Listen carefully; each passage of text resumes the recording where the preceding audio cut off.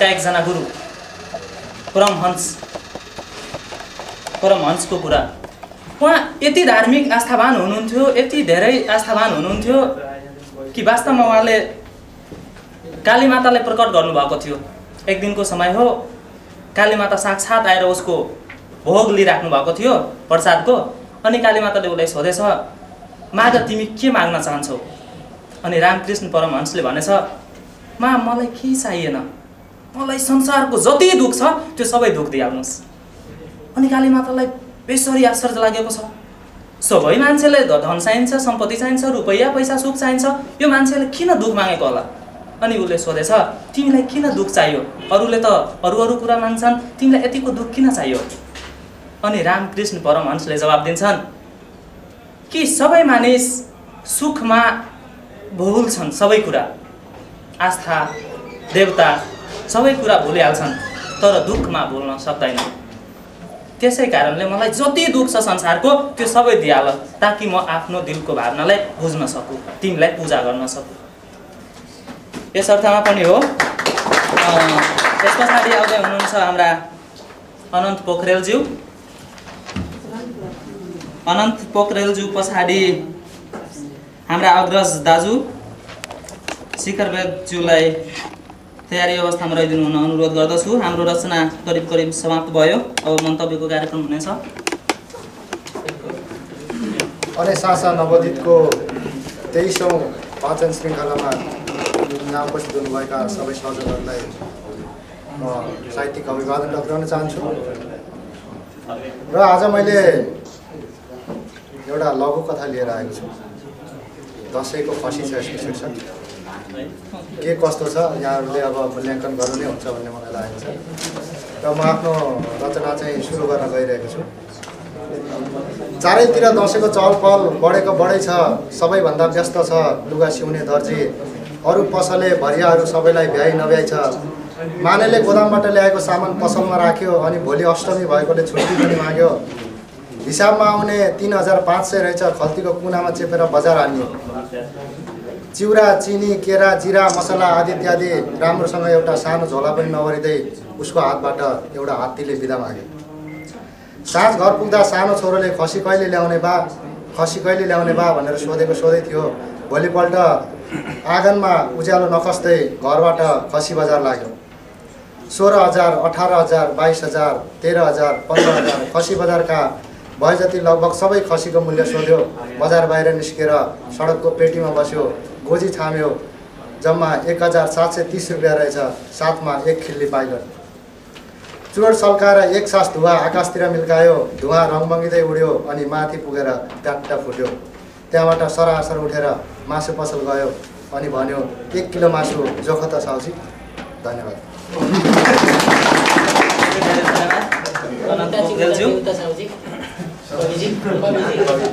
त्यस पछाडि आउँदै हुनुहुन्छ हाम्रा एकजना विशिष्ट चर्चा, उहाँ हुनुहुन्छ शिखर वेदज्यू। कविता लिएर आउनुहुन्छ, रचना उहाँबाटै सुनौँ।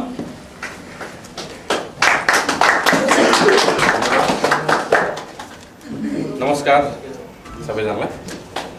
आज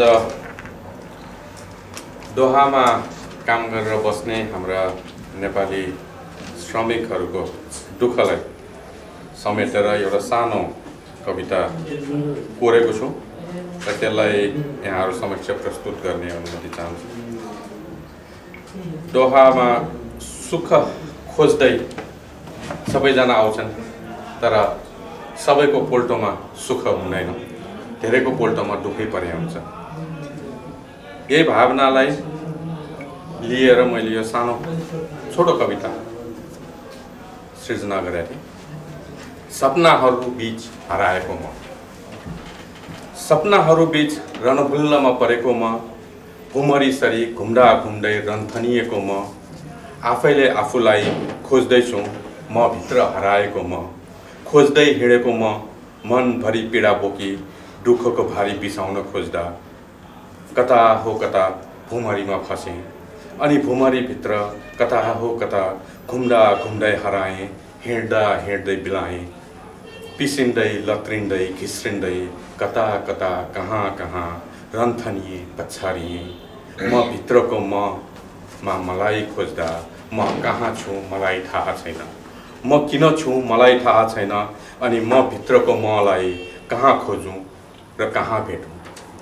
त्यही पनि खोज्दैछु, कता हो कता अन्कन्तारभित्र, त्यो अन्धकार संसारभित्र अझ खोज्दैछु त्यो हराएको मलाई, म भित्रको मलाई। सपना देख्नु गल्ती हो र अनि सपना पछ्याउनु भुल हो र। सपनाको फुलबारीमा घुम्दाका ती दिनहरू, यथार्थको घुमरीमा रन्थनिएका यी दिनहरू, कति फरक छ सपना र यथार्थ बीच, कति भिन्नता छ देख्नु र भोग्नु बीच। सपनामा देखेका खुसीहरू विपनामा खोज्दै हिँड्दा कता हरायो कता म भित्रको म, यथार्थको भूमिमा घिस्रँदै लडखराउँदै हडबडाउँदै हिँडिरहने हिँड्नै पर्ने बाध्यता विवशता निही यो मनले अझै खोज्दैछ म भित्रको मलाई। कता हरायो कता लुक्यो कता भुल्यो, पहिल्याउन सकिएन भेट्टाउन सकिएन। धन्यवाद। शेखर बेगचोर सरज्यूलाई यति राम्रो समसामयिक कविता सुनाएर जानुभएकोमा अहिलेलाई म निम्त्याउन चाहन्छु हेमन्त परदेशीज्यूलाई। त्यस पछाडि तयारी अवस्थामा रहिदिनु हुन तीर्थ सङ्गम सरलाई आग्रह गर्दछु।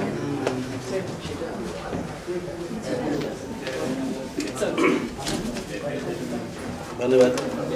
मित्र, म पनि यो सिधै कवितामा जान्छु, समय कम्ती छ। कविताको शीर्षक छ जिउँदो ज्वालामुखी बनेर विस्फोट हुनुपर्छ। समय अनुकूल वर्षा नहुनुले वर्षौँदेखि बाँझ रहेका हाम्रा खेतहरूमा, समय अनुकूल वर्षा नहुनुले वर्षौँदेखि बाँझ रहेका हाम्रा खेतहरूमा यसपल्ट पनि अलगोलहरू नागिएन। अर्थात् मुठी खाएर मुठी उब्जाउने असारको मैजारो हुँदा समेत कुनै असार गीतहरू गाइएन। हो, हामी माथिको आकाश धुम्मिएको धेरै भयो, अझ भनौँ मधुरो जुन समेत नलागेको रात जस्तै धरती नै ओसिलो र अँध्यारो हुने गरी घाम लाग्न छाडेको त झन् धेरै भयो।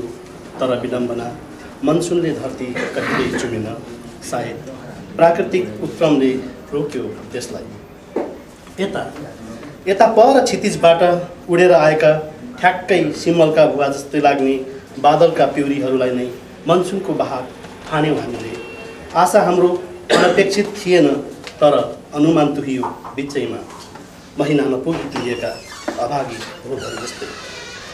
उता मौसम परिवर्तनको समीक्षा गर्दै राजधानी बसेका विज्ञहरूको त झन् के कुरा र, सधैँ झैँ यो साल पनि अक्षम र झुटा साबित भए। मानौ बिग्रेका ब्यारोमिटर खल्तीमा हालेर मौसम विभागका आरामदायी सोफाहरूमा सुन्दर सपनाहरू बुन्दै मस्त निधाएका छन् उनीहरू। मौसम कसरी परिवर्तन हुन्छ वा मनसुनले पानी कसरी पार्छ, अज्ञानता र अनभिज्ञताहरूमा अल्मलिए पनि कृषिमा आधारित जिन्दगी हुनुले अन्न उब्जाएर जीवन धान्ने जिजीविसामा धुम्मिएको आकाशको आशा गर्नुको विकल्प थिएन हामीसित। उसो र त एउटा मरिसकेको विश्वास लिएर भए पनि हर हर महादेव पानीदेवको याचना गरिरह्यौँ दिनरात, तर अफसोस हाम्रो याचनाको सुनवाई भएन कहिल्यै। प्रतिफल चर्को खडेरीको चपेटामा परेर आफ्नै जिजीविसाको विभत्स हत्याहरूमा जान अनजान सहभागी बनिरह्यौँ निरन्तर। त्यसैले अब के खाएर बाँच्नेको चिन्तामा होइन, कसरी बाँच्न सकिन्छको चिन्तनमा सम्पूर्ण किसानहरू एक ढिका भई जुट्नुपर्छ र समयमै बाली लगाएर सबैको जिउने आधार सुरक्षित गर्न अब मौसम मात्र होइन, सिङ्गो जलवायु परिवर्तन गर्नका लागि ग्लोबल भिलेजहरूमा जिउँदो ज्वालामुखी बनेर विस्फोट हुनुपर्छ। परदेशीज्यूले मिठो रचना पस्केर जानुभयो। अहिलेलाई म निम्त्याउन चाहन्छु तीर्थ सङ्गम राई सरज्यूलाई।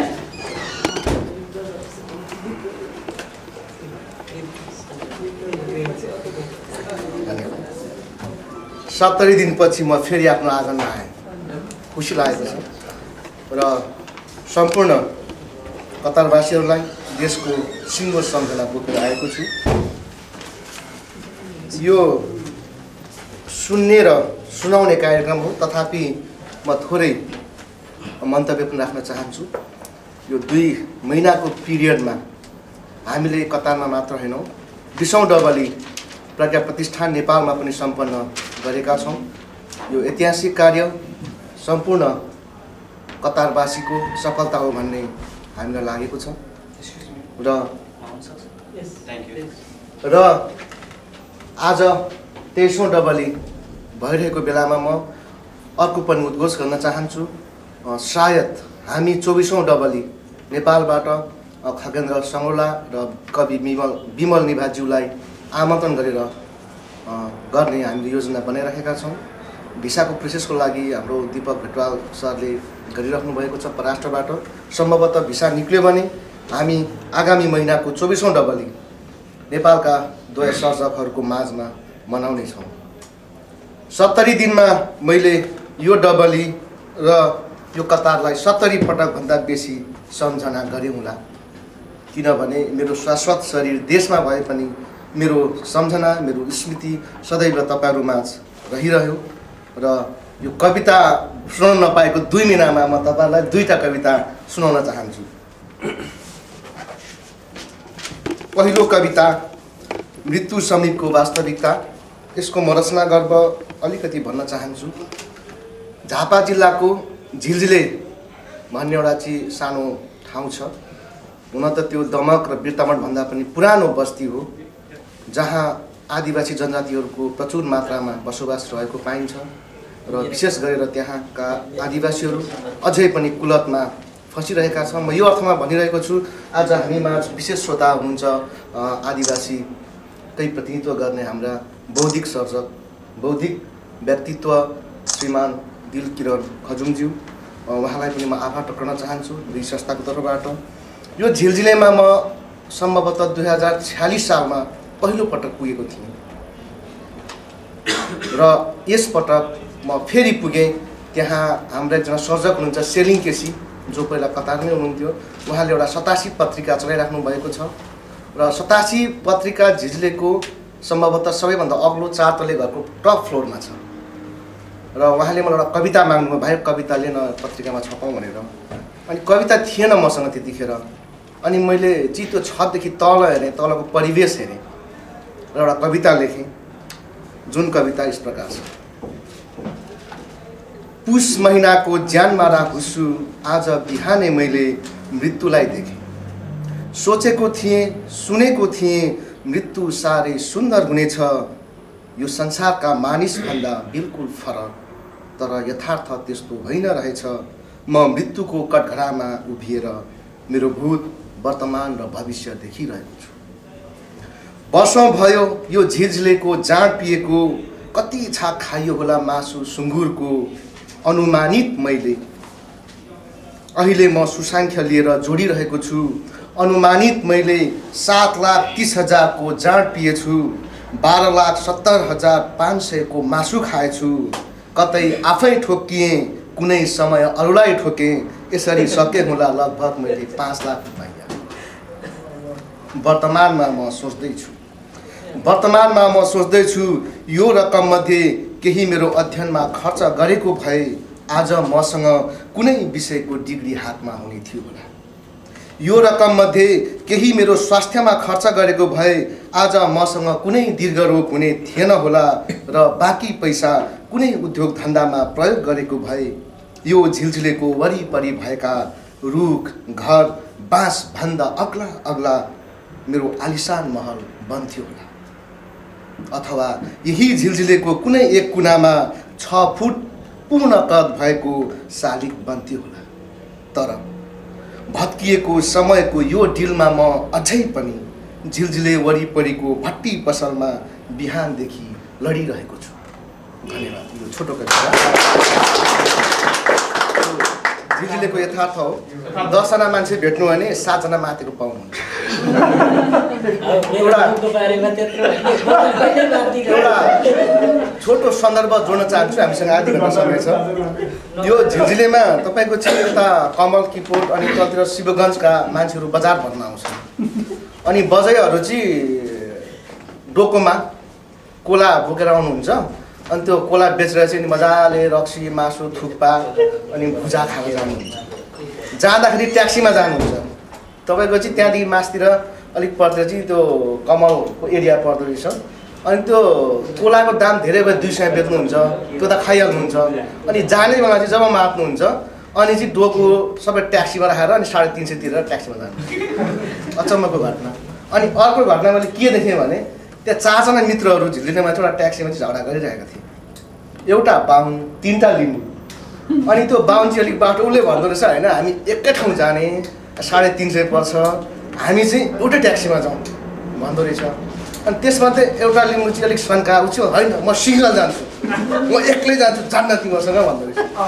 अनि त्यो 2टा बाहुनले 2टा लिम्बू लिएर जाउँ त हामी चाहिँ अर्कोमा जान्छौँ भनेर चाहिँ लिएर गयो अर्को ट्याक्सीमा। ट्याक्सीको ढोकाछेउमा कुनै बित्तिकै त्यो लिम्बू खुर्र कुदेर गएर ओइ यताउति मलाई म फ्रीमा लान्छु, बाहुनलाई एक्लो पारे म त्यो बेला फ्रीमा लान्छु पैसा दिनु पर्दैन भनेर त्यो सुब्बा साथीले 2टा लिएर गयो। अनि बाहुन पछि गयो। त्यो खालको सन्दर्भ छ ठाउँमा अझै पनि रेकर्डेड छ। तर म यो अर्थमा भनिरहेको छु हाम्रो चाहिँ यहाँ एउटा बौद्धिक सर्जक हुनुहुन्छ, उहाँले यसलाई केही पहल गर्नुहुन्छ नि त यो मानेमा। अर्को कविता सुनाउँछु समर्पण। यो पनि वास्तविकता हो। 54 सालमा मेरो एकजना पहिलो प्रेमिका थिइन्। उनीले चाहिँ अर्कै बिहे गरिन्। उनलाई यसपटक मैले भेटेँ। अनि त्यो बेलाको उहाँको सुन्दरता, त्यो बेलाको उहाँको घमण्ड यसपालि मैले फेरि पाएँ। तर त्यो सबै गइसकेको थियो। समर्पण। धेरै पहिला तिमीलाई भेटेको देउरालीमा यो पटक पनि म अचानक पुगेको थिएँ। फुङ्ग उडेका एकाध गुराँसका थुङ्गाहरू, रित्तो चौतारीको निरस शून्यता, तिम्रो सम्झनाले निथुक्क भिजेको मौनता र सल्लाहका पातहरूका आवाज छामेर फर्किएँ। मैले तिम्रो आँखा होइन आँखाको रङ मागेको थिएँ। तिम्रो आँखाको कोर्नियाबाट तप्प तप्प खसिएर अस्ताउन लागेको जुन मागेको थिएँ। तर तिमीले आँखाको रङ होइन ईर्ष्यालु हेराइसम्म दिन चाहिने। मैले तिम्रो ओठ होइन ओठको मुस्कान मागेको थिएँ। मैले तिम्रो ओठ होइन ओठको मुस्कान मागेको थिएँ। तिम्रो ओठको मधुरो सानिध्यबाट तल तल झरिरहेको शरदको रुमानी झरी मागेको थिएँ। तर तिमीले ओठको मुस्कान होइन झरीले रुझेको एक केसा केससम्म दिन चाहिने। मैले तिम्रो यौवन होइन शरीरको आकृति मागेको थिएँ। फराकिलो आकाश होइन एक अन्जुली उज्यालो मागेको थिएँ। अँध्यारोमा बाँच्नको लागि पर पर धिपधिपाइरहेको एउटा जुनकिरी मागेको थिएँ। तर तिमीले मेरो हातमा हावाले उडाइ ल्याएको एउटा सुकेको पात थमाएर भनेकी थियौ तिमीलाई दिने मसँग यही एउटा सुकेको पात मात्र छ। त्यो समय मैले तिमीलाई कहिल्यै नदेख्ने कहीँ नभेट्ने बाचा गरेको थिएँ। तिमीलाई केही नदिने प्रण गरेको थिएँ। अचानक कुनै दिन तिमीलाई उकालामा भेटेँ। तिमी दुःखको विराट पहाड चढिरहेकी थियौ। फेरि राति सपनीमा देखेँ तिमी सागरको एउटा लहर लिएर तल तल बगिरहेकी थियौ। कहिले अनाम गोरेटोहरूमा आँखाको मोलतोल गर्दै ओठको ऋतु बेचिरहेकी थियौ। कहिले सुक्खाको मफलर च्यातिएर तुसारोमा पात झै काँपिरहेकी थियौ। साँच्चै यो समय त्यो तिम्रो आँखा ओठ र यौवन केही थिएनन् तिमीसँग। मात्र अभाव दुःख र क्रोधको एक अङ्गालो हरियो बाँस थियो। म चाहन्थे तिमी आकाश र धरतीविहीन बनेर सुकेको पात हातमा लिएर बसातमा छानो बिना रुजिरहनु। तर अकस्मात मेरो समीपमा आएर भन्यो सङ्गम तिम्रो घरको छानो दिन सक्छौ। तर अकस्मात मेरो समीप आएर भन्यो सङ्गम तिम्रो घरको छानो दिन सक्छौ। म नाथु बेकुफ सिउँदोभरि गुलाब फुलाएर एकहोरो हाँसिरहे र भने तिमीले मलाई केही दिएनौ। म तिमीलाई सिङ्गो आकाश दिन्छु, आऊ प्रिय लैजाऊ यो सक्लो घर तिम्रै।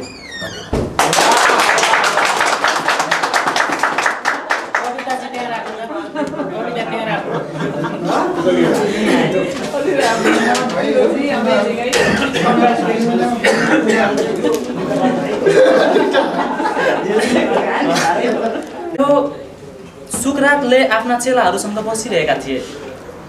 त्यसै अवस्थामा हेर्छन् सुकरातले खल्तीमा ऐना राखेको छ अनि घरिघरि कुनामा गएर यसो ऐनामा आफ्ना अनुहार हेर्दै रहन्छन्। एक दिन भयो, 2 दिन भयो, चेलाहरूलाई शिष्यहरूलाई सोध्न मन लाग्यो। कतिले डरले सोधिएन, कतिले के भन्यो, तर अन्तमा एकजनाले थाम्नै नसकेर सोधिदिए, गुरु म तपाईँलाई हेर्छु, घरिघरि ऐनामा के हेर्नुहुन्छ आफ्नो अनुहार?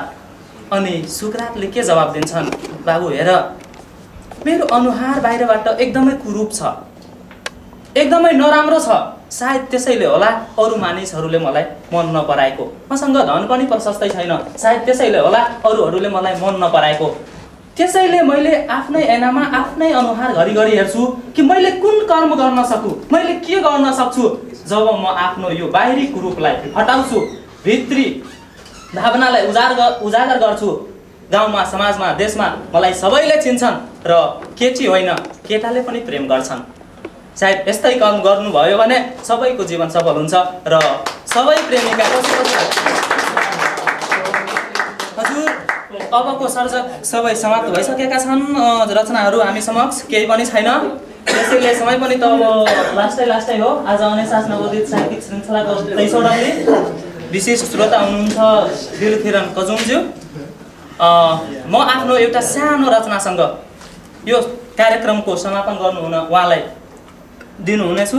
त्यस पछाडि कार्यक्रम समाप्त हुनेछ। म एउटा मैथिली कविता छ मेरो। साहित्य नै खानपान मेरो, साहित्य नै जिन्दगी, साहित्य नै खानपान मेरो, साहित्य नै जिन्दगी, रचना गर्न नसक्ने भए खै के को यो जिन्दगी। त्यस पछाडि मैथिलीको कविता हो। एउटा बिन्ती हमर कविता छ। एउटा बिन्ती मैले सबै समक्ष राखेको छु, हाम्रा मिथिलावासीहरू समक्ष। सायद नेपालीकै शब्दहरू छन्, सबैले बुझ्नुहुन्छ होला। यही धरती पर पावन नगरी, नाम जकरै छ मिथिला धाम, सीतासँग विवाहित पाहुन मर्यादा पुरुषोत्तम राम। भक्ति भाव स चारु दिस पसरल, ऐछ प्रसिद्ध ज्ञान विज्ञान, विद्यापति संग वेद पुराण स हमर मिथिला बड़ महान। ऋषि मुनि हमर मिथिला के ऐछ विदित जगत में नामे, राजा जनक सीताराम के एक पौराणिक निक कहानी। एहन सुंदर मिथिला नगरी के लंका किया बनौने छी, बम आतंक हत्या हिंसा स दुनिया में चर्चा पाउने छी। कतबो कमायो ढौआ रुपया, बरकत नहीं बिनुमाई के, जकडल देश के छोड़ने सुख नहीं, कतार सऊदी जाय के। बिनती हमर मिथिला बचाओ, सम्मान सब ठाम पाबुयो, चाहे रही घर आंगन में या विदेश कमाबुयो, चाहे रही घर आंगन में या विदेश कमाबुयो।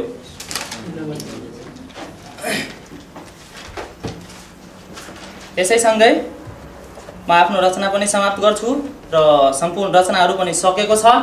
अन्तमा म एउटा आफ्नो मन्तव्य भन्न चाहन्छु।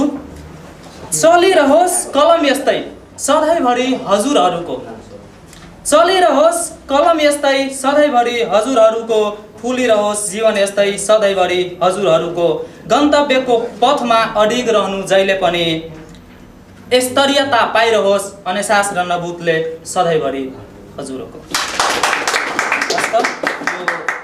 यसै अन्तिम वाक्यसँग म पनि बिदा हुन्छु। अचेलको आजको यो कार्यक्रमलाई गुन्जोस केलाइदिनु हुन र कतिको सफल भयो कतिको असफल भयो केही सुझाव सल्लाह दिनु हुनको लागि म समर्पण गर्न हस्तान्तरण गर्न चाहन्छु आजका विशिष्ट श्रोता श्री दिलकिरण खजुमज्यूलाई। हस्त धन्यवाद।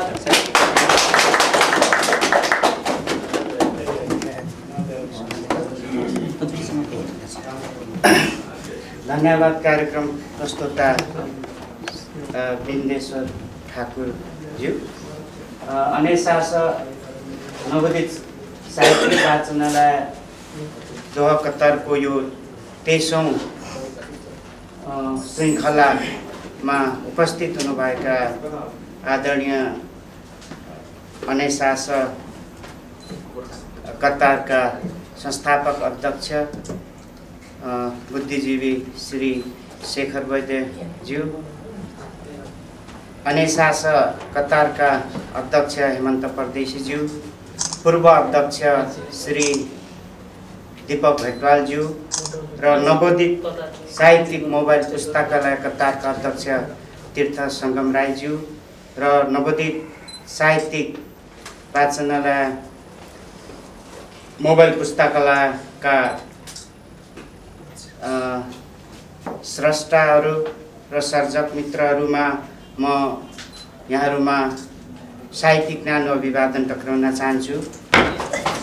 सर्वप्रथम यो तपाईहरूको यो जुन अनेसास र साहित्यिक मोबाइल पुस्तकालयको जुन साहित्यिक वाचनालय कार्यक्रम छ, यो कार्यक्रममा मलाई विशेष श्रोताको रूपमा निमन्त्रणा गरेर तपाईहरूको जुन किसिमको एउटा सृष्टि, जुन किसिमको एउटा सिर्जना छ, त्यसलाई यहाँ मैले विशेष गरेर व्यक्तिगत रूपमा मैले सुन्ने अवसर प्रदान गर्नुभएको छ।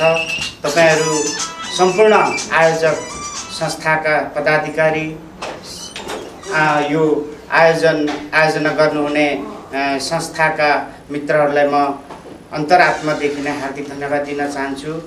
वास्तवमा एउटा सृजना यस्तो चिज हो जसले समाजमा रहेका हरेक विकृति र विसङ्गतिहरूलाई हरेक साहित्यिक माध्यमबाट विभिन्न प्रकारले प्रस्फुटन गर्दछ र जसको माध्यमले समाज रूपान्तरण गर्नुको निमित्त एउटा कोसे ढुङ्गा साबित हुन सक्छ।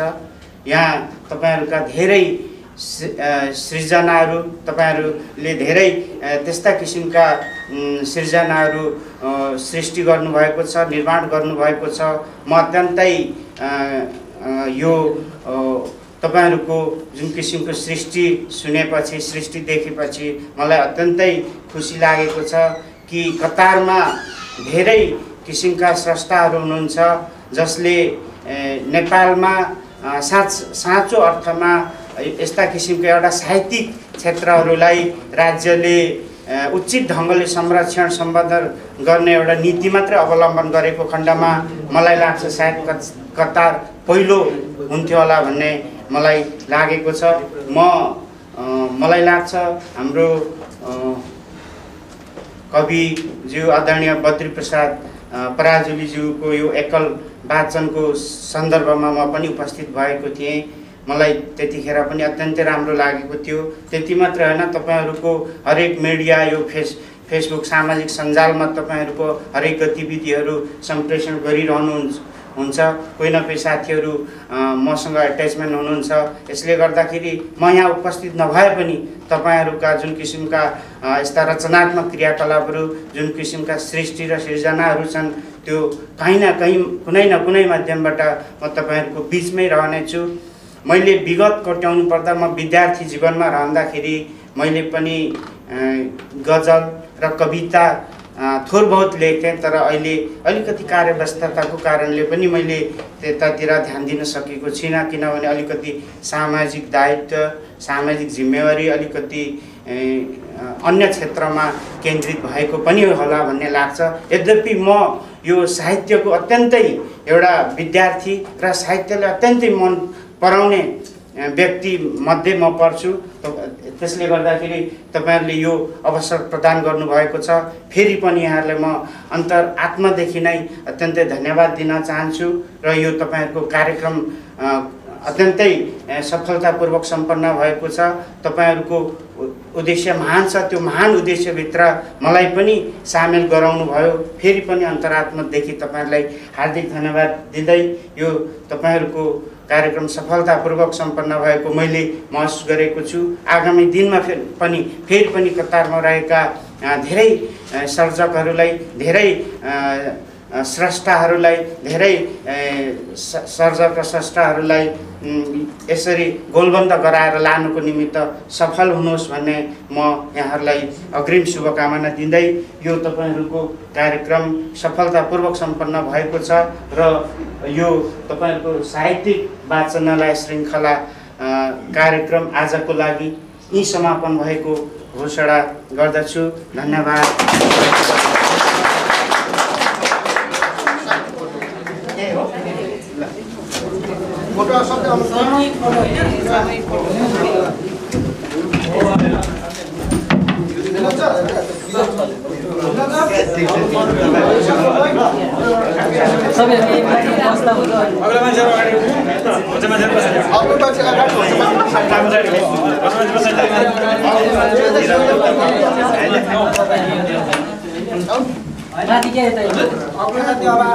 अगाडि